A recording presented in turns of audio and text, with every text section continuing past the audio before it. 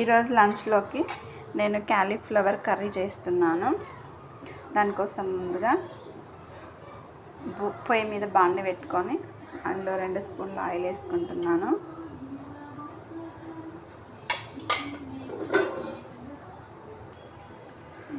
Oil వేడెక్కాక జీలకర్ర, మినప్పప్పు, ఆవాలు, శనగపప్పు వేసుకొని దోరగా వేయించుకుందాం. వేగాక ముందుగా కట్ చేసి పెట్టుకున్న ఉల్లిపాయ,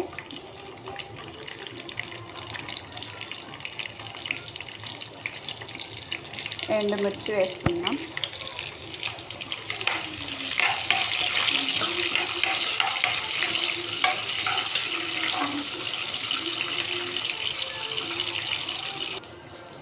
ఇప్పుడు కొంచెం అల్లం వెల్లుల్లి పేస్ట్,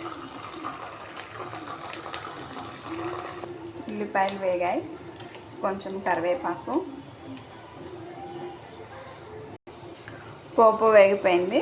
ఇంకా టమాటా ముక్కలు వేసేసుకుందాం.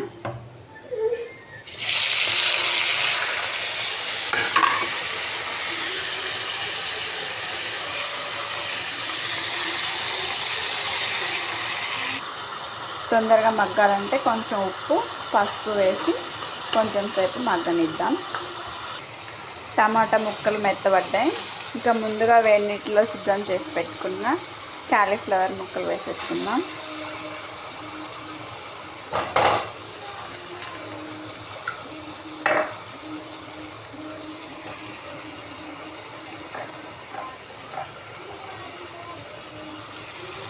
ఇప్పుడు మొత్తం టమాటా గ్రేవీ మొత్తం ముక్కలకు పట్టేలా కలిపేసుకుని కొంచెం సేపు మూత పెట్టే. ఇప్పుడు 1 స్పూన్ కారం వేసుకుందాం.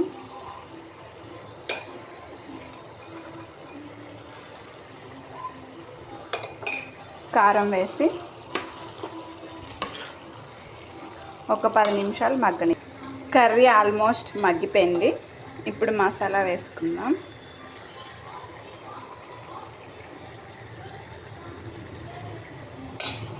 ఇది నేను ఇంట్లో రెడీ చేసిన మసాలానే. నేను కర్రీలో గరం మసాలా లాంటివి ఏమి యూజ్ చేయను. ఇంకా చివర్లో కొత్తిమీర వేసేసుకొని